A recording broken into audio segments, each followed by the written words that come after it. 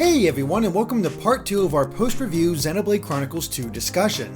I'm joined once again by Chuggaaconroy as we give our thoughts on how the sequel improved upon the original, and we'll still be avoiding spoilers. With all that said, let's get started.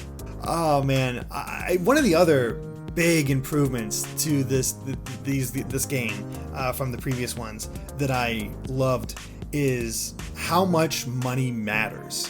Because when I played the original Xenoblade, I'm like, I'm barely spending any cash. Like, on occasion, like, okay, I'll buy a bunch of equipment that I didn't get from drops, but otherwise, I'm usually pretty good to go. I don't have to worry about money at all.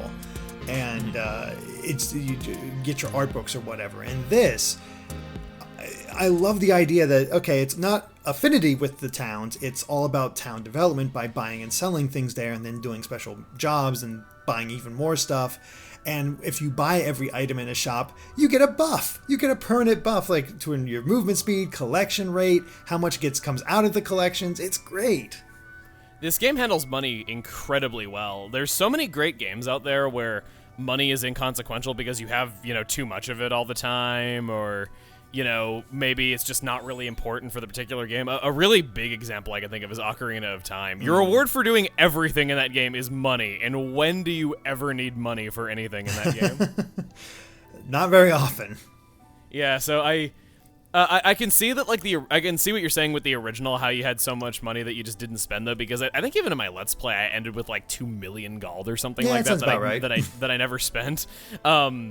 But no, I like how there's incentive to go shopping. I love the idea of, buying everything in a shop and becoming the owner and getting a permanent buff and just being able to increase your movement speed or have magnetism to, suck items into you from a distance. It's so good. Mm-hmm. Yeah, again, I love how Monolith with these Xenoblade games can build these systems that tie into each other so well. And I think that's their specialty, because they tell stories in games particularly well, where they tie the story into gameplay mechanics and things like that. Mm-hmm. And then the gameplay mechanics into one another. So okay, I'm going to do this, which helps me do this, which helps me do this, and it just it's a constant reward cycle. Mm. And I love that aspect about it. And another great thing, quests. Oh my God, quests are so much better in this game. Yeah, I think all the side quests are really interesting. I'm happy that there's fewer of them, but I'm happy that because there's fewer of them, they can make them more interesting. There's some regular side quests that are fully voice acted too, which only happened one time in the original. Yeah, I think you're right. There was only that one, and there's quite a few that have a lot of it, especially because the crazy thing about that is every rare blade you get has its own heart-to-heart or side quest or both, and you get to learn more about that rare blade and what they're all about, and it sort of ties into the heart-to-hearts and affinities for the different characters that you had in X, and I like that aspect, and I like learning about these characters. Some are I like some more than others, but still getting a sense of them and seeing their personality come out, it's fun, it's just that little bit of extra content that makes you want to keep pushing forward rather than just, I want to get every one of my rare blades to their max affinity because I want the stats or whatever. Mm-hmm. So, yep. So, how do you feel about rare blades? I feel like they're a little harder to get than I would normally say, though, because whenever I get them, I'm not trying to, but whenever, I'm pouring tons of resources into trying to roll one, I never get one. I've never had a legendary core crystal ever turn out anything, above 3 stars. Nope, because... Or 3 crowns, rather, is what it's rated as. Yeah, exactly. I've had common blades that are good. I remember that I actually had suggested that you add it to the review that, there are good common blades, because a lot of the time you'll have this combo that you really want to do where this one type of blade combos really well into this other one, and you want this element to go with this other one, and it's maybe you just don't have a rare blade that does that. That's fine. You can use a common blade to bridge that. Yeah, which is what I did use them for quite a while, but as soon as I started getting more rare blades, I'm like, well, I'm done. I like these rare blades way too much. There's also a lot of story important rare blades, though, so some characters end up with a lot of them. Mm-hmm. Yeah, it happens quite a bit, and it's still just so enjoyable. I still need to get, I believe, 14 of the 38, But you are completely right about when it comes to the activating the core crystals. So after I beat the game, I had a nice little stockpile because I had stopped awakening them because I was just going through. So I had maxed out my common crystals. I had 99. I had like 17 rare crystals and 3 legendary crystals. I'm like, all right, cool. I have a plan here. I'm going to awaken 10 common cores. If I don't get anything from that, I'll just get rid of all of them so I have more boosters so I can use it on the legendary and try to get something through that and go through that process. And then once I go through all the legendaries, I'll awaken all the rares and go, do that process. 3 legendaries, 16 rare crystals, and 60 common crystals left go by. 1 rare blade is all I got. Oh, what did I get that rare blade from? A common crystal. That's being generous right there. Just, I 100% believe it. That the rare and legendary core crystals just never come through for me. I only ever get rare blades when I'm not trying for them. And, yeah, pretty much. I've gotten rare blades from rare crystals, but it does not happen all the time. I got it. I remember that I got like blades that you didn't. You got blades that I didn't, and stuff like that. So I think that's kind of another thing is that because you have to kind of roll with the punches of what it gives you, it would make every playthrough radically different. A little bit. I mean, there are rare blades that you can get through side quests and other events like that, but for the majority of them, it is through this core system, these cores, and you can't get repeat rare blades. Because they have those story significance and everything else. You'll never get the same rare blade twice. Mm-hmm. So. Speaking of rare blades, there's something that I want to bring up. I'm gonna be pretty vague about this, but I think I know what the new Rhine time is. Oh yeah. We are Ursula's new groove. Oh god. You will understand. If you don't understand now, you will. Oh boy, you will. So. I can elaborate on that a little bit without spoiling on too much. So the thing about each rare blade is that they kind of have their own unique way of increasing their affinity chart. Some of them are just completely normal and have like, oh, do this, buy this item in order to activate this heart to heart, or go to this place and you'll do this side quest, which sets off a chain of events or stuff like that. But I have come across some rare blades that require something a little bit different. One is all about money. If you want to max out her affinity to level 5, you eventually need to have accumulated, I think, in total over the course of the game, about 2 million gold. I think that's what, if I'm remembering that correct, plus spending a bunch and saving a bunch and just all this other stuff related to gold.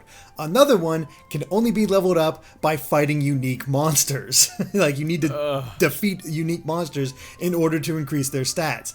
And then we have our other one, which requires tons and tons and tons of mercenary missions. And granted, I wasn't doing it the entire time, especially towards the end of the game when I didn't want it to distract me.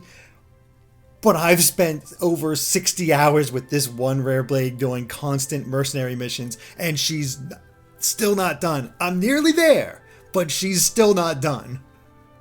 And it's awful, though, because she's one of the best rare blades that I found, so she's 100% worth it, which is the part that sucks, though, so I can't just ignore her and I'm like, you sucked anyway. I can get by without you, though, but no, her effects and skills are some of the best. Oh, yeah. And the thing is, she has a great design. I love everything about her, except what it takes to increase her affinity. Yeah, I never got her affinity all the way up. I got to the second highest tier, but like after that, I just kind of stopped. You're determined, on the other hand, and you're doing it now. I'll do it on a future playthrough though, but on this one, I was just like, I don't want to have to like keep upkeeping. Yeah, the problem is it just interrupts the flow so much. But you got to do it because otherwise you're gonna have it just in one big chunk, and that's just not fun. Like it was actually a relief when you got to certain points where you got longer quests for her. It's like, oh, thank God, I don't have to hear for her for another 20 or 30 minutes. Yeah, it's really, it's funny. I have such a love-hate relationship with her, and I remember one night I wrote to you just saying, like, there's this character that I have, like, the biggest love-hate relationship with you, and then I told you, like, who it was, and you're just like, oh my God, yes, you understand me. Yep. That's pretty much exactly how it is, and it's nuts. Yeah. That character, alongside the not being able to review tutorials whenever you want, those are probably my two biggest negatives with the game. Like, just those two things. Like, they're not bad negatives, I wouldn't say, especially because now you can just look up guides for how to play the game because, well, you made it, but... Yeah, they're more annoyances than anything else. Things that kind of drag it down, but everything else lifts it up so much. And I wasn't going to let that affect me, because the thing is, okay, yeah, she's good, but I could completely ignore her if I wanted to. So that's why, because it's not a necessity. That's why she is optional. She's just a really good optional. Yeah, she's a really good option. That's the problem. But yeah, I like the process of, like, I like each rare blade. The designs are interesting. Another thing I've noticed, though, there's a lot of female rare blades. I've gotten very few male ones. I don't know. I actually had a pretty good amount of male ones. Like, for me, it was pretty even. Maybe you just had different luck than me, or maybe I had, so. Like, maybe my luck particularly leaned in that one direction. I'm not really sure. Yeah, I'd be curious to see how much overlap we have and which ones we have that the other one doesn't. Oh, goodness. I don't know. Can't really talk about that here, though. Not really, no, but it'll be interesting to see what people think about each of the different rare blades and the process. But I do, like I said, I do like that each one has sort of their own little subplot, essentially. So, yeah. What else has stood out about the game? I feel like I've been talking most of the time, but what else really stood out to you about changes or just in general about Xenoblade Chronicles 2? I'm trying to think if there's like anything else that I talk about in particular. So there's battles. I do like how there's a better sense of like platforming and stuff like that in this game. I feel like that's the best it's ever been. Yeah, there's some real exploration that you got to do, like to find certain chests, you got to actually do a little bit of platforming, and nothing complex or hard, but the movement is much better, at least when it comes to that platforming. Like I still remember the stiff climbing controls from the original, or whenever you jump and it's that canned motion that didn't look natural at all. It is kind of awkward though, but I feel like in the original, when you get used to the jumping, you can do just about anything you want because it's very stiff. Like when you can get used to it, it's easy to at least land where you want to. And sorry about the click there. That's all right. Yeah, you did have a little bit more precision, and I feel like I still got that to a degree, but I did appreciate just how much smoother the experience was compared to the original. Definitely. Although it's hard to beat the whole sliding on ice in the original and then jumping and go flying off into the distance for the weird ice physics. There is something similar to that. There is. It's not quite as ridiculous as the original, where you get like a 2-foot long strip of ice and then you like fly to the moon by jumping off of it. I love doing that so much. Like I think I had like a good like 5 minutes or so of an episode in my Let's Play where I just did that because it's just playing with the ice in the original Xenoblade is so fun. It's like it is poorly programmed, it is really goofy, and it probably shouldn't have been that way, though, but I actually enjoy it more that way than the way it probably should have been, because it's just so fun. Oh, agreed. Totally agreed. It's really great. It's a case where it's technically worse, but it makes the game more enjoyable. Yeah, and you can easily forgive those moments, so much so. I guess that ties into exploration a bit, though, because here's the strange thing about Xenoblade Chronicles 2. It's big. It's still a really big game. But each Titan, I feel like, is a little bit more self-contained than what we've seen before, where they're not overly huge. It's more dense. Funnily enough, I do agree that the Titans themselves are smaller than what we've had before. There's more of them to make up for it, which I'm cool with. But oddly enough, I feel like the areas where you're inside are larger than the areas where you're outside. You know what I mean, right? Yeah, you're right. And that's really strange, but I feel like that's often the case where usually the outdoor areas are kind of the slightly more linear, kind of the not quite as big and open, though. There are some big open fields, definitely, though, but I feel like the areas that are, like, you know, inside of a cave are, like, really oddly huge and open. Yeah, and there does seem to be a lot more dungeons this time around, which I kind of enjoyed, like, figuring out how to get through certain places and needing to find keys and going up and down different platforms. There's a real sense of exploration and discovery with a lot of areas. And while it is a little bit more linear because of that, I don't think it takes away from the game at all.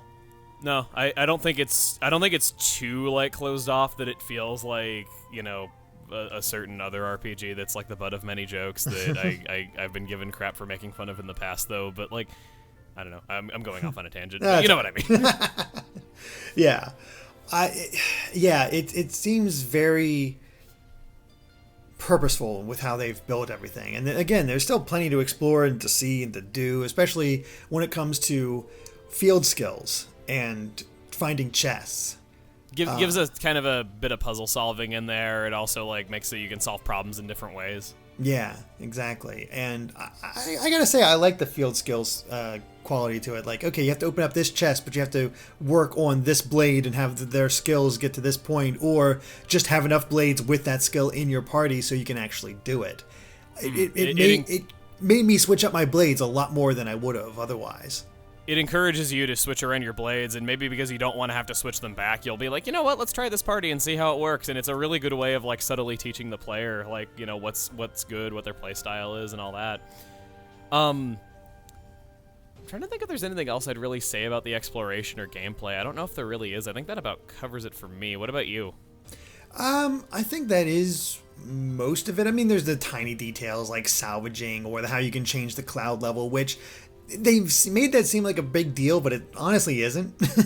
Yeah, it's only in a few areas, though, but I do appreciate it no less that you get a guaranteed weather change by doing a certain action. Yeah, that is true. You can do that and you'll get what you need to do, and, you know, that's the other funny thing. Like, weather doesn't really seem to come into play that often in this game. Like, as far as I can tell, no unique monster is tied to weather patterns.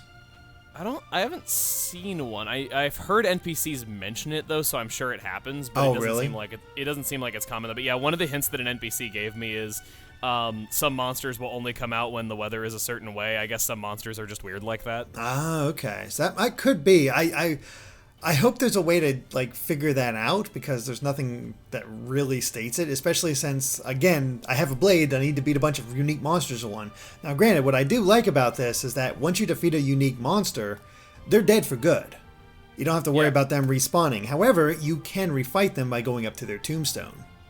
I think that's a really good compromise, because it would always suck that in the original, unique monsters were, I think unique monsters were always aggressive no matter what level you were. They were the exception to that, to no longer being aggressive once you were a high enough level.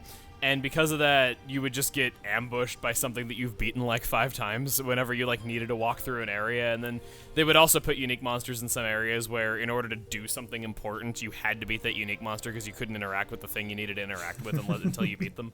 Yeah. That reminds me, there's a guy in Gormod I need to take down because his he's just laying across this path I could take, but he's just hanging out. I gotta kill him because he's in my way. Yep. I know exactly the one you're talking about. I think the only like other point that I want to hit particularly about this game is just, can we talk about like where the heck did they pull this game out from? Like, that's a very good question. We just got X 2 years ago. This game was announced 10 months ago as of right now, and just... Nobody believed it actually come out this year. Nobody believed it was coming out. Like, no. Everyone on during the reveal, when they were showing off all these games for the Switch, everyone's like, yeah, we're getting this library of games over the course of, like, 5 years. Like, you know, that's what happened with the Wii U. It's totally happening again. Like...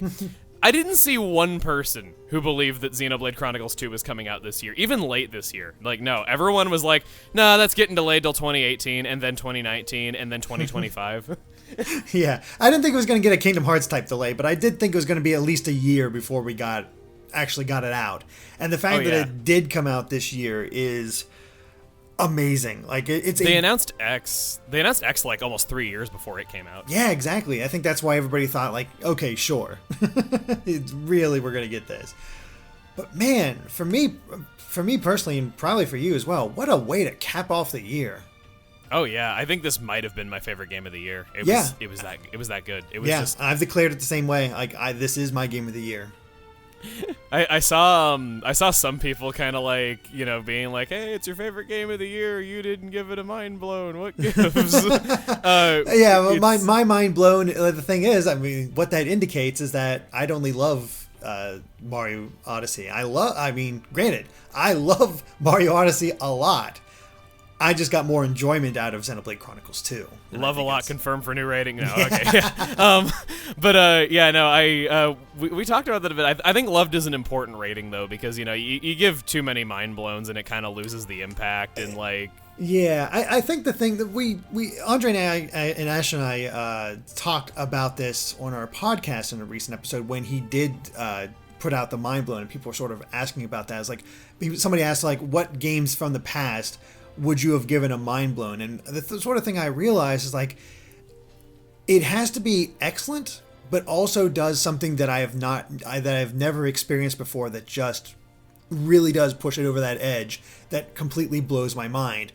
And Xenoblade 2 does a lot of amazing, great improvements over what's come before, but I wouldn't say there's anything in here that I haven't seen before, There's some really good, like nothing major, I guess I should say. It's not like it's a excellent refinement of what we've seen from this series. Yeah, I think it just shows like what a complete package the games that came before it were. I guess it doesn't really have something like Mario Odyssey where the little car racing game could be like its own eShop title because it's that enjoyable. Yeah, although I mean, a Tiger. Yeah, there is that. That's definitely new for this series. I'll say that much. Yeah, it can be challenging too. People seem very divided about it though. I thought it was fun, and I whenever I was out in public and I just kind of needed to kill time, it was usually my go-to thing because it would benefit me whenever I'd get home and do a long play session. Yeah. Which I'm sure is what they intended it for it to be, though. I know that some reviewers were pretty positive on it. Other people were saying that it was annoying how much they had to play it. Yeah, but you can also determine, like, you don't have to put a lot of time into it if you don't want to. Sure, it helps, but Poppy is still pretty good on her own. She just has higher capabilities if you choose to do that. Oh, yeah, she can just get better and better. Her skills level up regardless if you play Tiger, so. Mm-hmm. Exactly, so it still helps quite a bit. And I don't know, the game is fantastic and is my favorite game of the year, but it just wasn't quite there enough to really blow my mind. But that's again upper echelon of this type of criticism. And of course, Loved is not a bad rating. It's a very important rating, and it's just like, having to decide like, do I give this a 10 or an 11? Okay, I know you guys know numbers, 11, yeah. But it's an analogy. Yeah, exactly. I mean, I know for you at one point you encountered a certain scene and were like, this game's an 11 out of 10. Or something like that. It was I'll tell you what that was later though, of course though. I feel like we're running into a lot of roadblocks like this right here. We're probably just kind of hitting the limit of what we can talk about, so pretty much. Yeah. But no, that's all right. The thing is, this is a game I feel like maybe not everybody can get into it, but those who are willing to give it a chance and just dive into it are really going to get a lot out of what it has to offer, especially those who have played the first game. Like anybody can pick this up. People who played the first games will love all the little winks and nods to what's come before. I think it is more enjoyable if you've played the original first, though. That being said, it's not super necessary that you do. No, it's not super necessary. So if you wanted to just jump into this without having played the original, you'll still have a great time. And, yeah. And it only took us 1 hour to get to the thing people wanted to know the most. Yeah, you gotta build it up, make people wait, really want them to work for it, I guess. Oh, goodness. Yeah, I think we've pretty much mentioned everything about gameplay. I will get into one other thing before we wrap this up. And I did mention it in my review, but we both encountered game crashes as we played the game.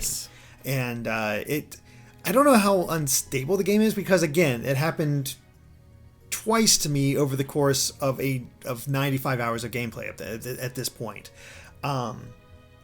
Once was just freezing up on a loading screen. The other one was an actual crash. And The only problem with that I really, I mean, it sucks that it happens, but it can be really devastating because there's no autosave function in this game unless you use a core.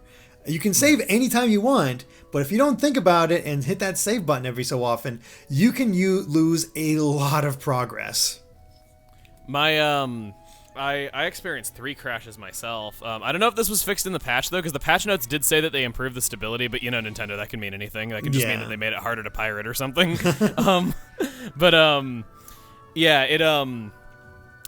I ran into that where I had 3 crashes, and they were all consistently in the exact same place, where it was specifically one location in one town that was causing it whenever I would go in there.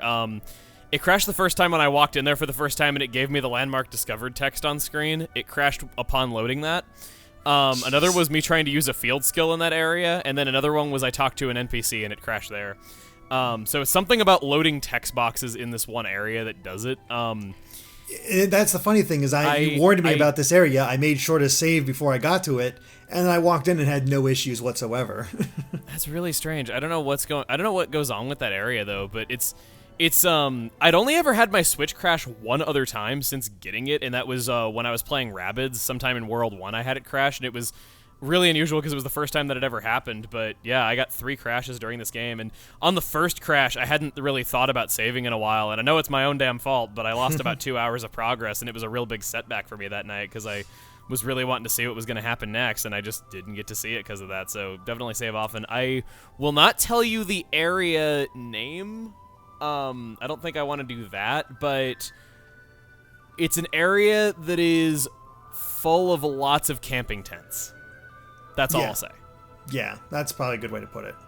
Yeah. Just to give a fair warning. But again, I think you'll be fine as long as you just save like once every hour or so. Because yeah, I recorded the entire game, and I would do it in hour sections. So at the end of every recording session, save. So I wouldn't lose too much progress. Although there were points where I was getting really into the story and like, I gotta get to the next point. And like, oh, right, I probably should save soon. I just realized the hint that I gave could be interpreted as an earlier area than the problem that I had. So how could I word this that would like be that? I don't know, but like maybe not the first interpretation. I don't know how I can say this. Okay, it's an area with lots of tents that is not inside of a cave. It's outdoors. there you go. Okay, yeah. I see what you're... there you go. I think that's better. There you are. Oh, goodness. Yeah, I mean, the thing is, this game is just... I'm so glad I'm a Xenoblade fan now. I'm glad I got into this series. I'm glad someone else I know is, too. Because I can actually gush to you about stuff, and you've actually beat... Like, the fact that you've beaten all 3 of them, like, that's a big time sink. Like, honestly, when we both had X, I remember that you'd gotten it a little bit before me, and you were ahead of me, and I caught up pretty quickly, and I wasn't really sure if you were going to finish it before the release, though, but sure enough, you surprised me, and you did. Yeah, that's with X, I finished it after the game came, like shortly after, because by that point I was so absorbed into that game because I still love it to death. That is still my favorite Wii U game.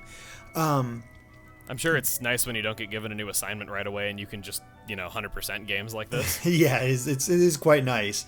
With 2, it was really funny. It was like I'd reached that point where I was like, okay, I know this is going to be a long review. I have a lot to talk about. I have to just call it here. And like, okay, 80 hours is enough. I'm feeling pretty confident on this one, and obviously with Xenoblade endings, you're always expecting like the true craziness to come in.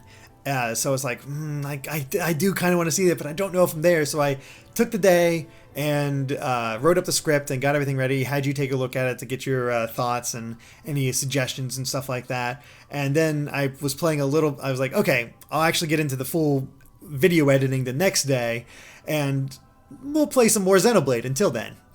And then we were talking, and it was like, by the way, we're pretty much at the end. I'm like, wait, really? So I'm like, well, then I was up till like 3 or 4 a.m. playing it to that point. I was like, all right, I want to see what happens next. I think I'm close to ending, but I should probably get some sleep just in case I'm not. good thing too, because I think I woke up at like 9 or 10, started playing, and didn't actually beat the game until like 4 in the afternoon. So, oof.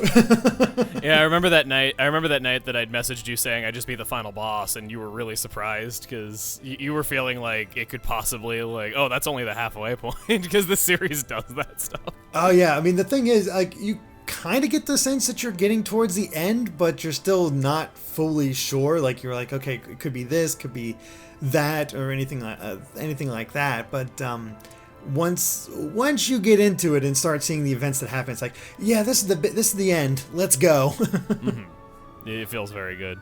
But I guess that's it for both of us then. Yeah, I think so. I think we've gushed quite a bit. So it sounds like you actually agree with me that this is your game of the year as well. Probably, yeah. I haven't 100%ed Mario Odyssey yet. I'm very close, but I haven't quite done it because I was in the process of doing it and then this dropped. So yeah, I've not 100%ed Odyssey as well, but I've unlocked all the kingdoms, so I've experienced everything. I just haven't beaten it all and gotten all of same here. Everything. But I feel like I played enough Odyssey that I feel satisfied with what I've done with it so far. So not too concerned. I don't feel like I'm missing out or being ill-informed about what the game has to offer.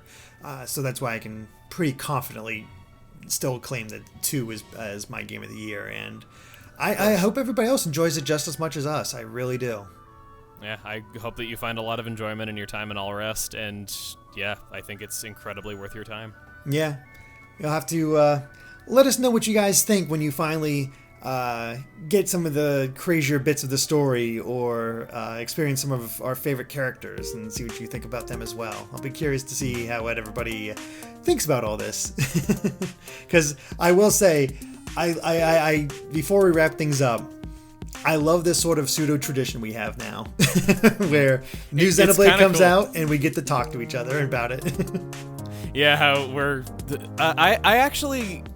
I know that GameSpot finished the game based on the things they said in their review, but I feel like at the time that you and I beat it, we were probably the only 2 people in the world outside of Nintendo that could actually talk to each other about this stuff. Yeah, and it's really gratifying because you see some of the events and you're like, oh, I gotta talk about this, I gotta tell somebody, and yet it's like, oh, I can't. And fortunately, we have each other we can bounce that off of, and I guess one other thing, I am so glad I streamed and beat Xenoblade this year, the original Xenoblade. Before this came out, just gave me that much better insight into the rest of the series. You played a very wonderful game. You have very good taste. But no, I love talking about Xenoblade stuff with a lot of people. One of my fondest memories, actually, of just like playing the first one was it was so funny, like having like even like 12 and 13-year-olds like walking up to me at convention talking to me about like the philosophy of Xenoblade, and I'm just like, man, when I was your age, I was like watching Ed, Edd and Eddy, and it's just like it's cool that I can have conversations like this with you, because yeah, I would not expect that in the slightest, but it's really cool that you're that into it and you appreciate it so much. So it's always fun getting to talk with it about somebody who appreciates it just that much. Yeah, absolutely. So alright, well, I think that covers it for our Xenoblade Chronicles 2 discussion, so thank you for watching, and if you like this video, be sure to like us on Facebook and Twitter at GameXplain. And Chugga, where can they find you at? I'm on Twitter, I'm on Facebook, I'm on YouTube. My name is Chuggaaconroy. I have new videos coming out soon, which probably won't mean anything if you watch this a week from now, so hooray, dated commentary! Woo! And of course, make sure to subscribe to GameXplain for more on Xenoblade and other things gaming as well. Until next time, bye.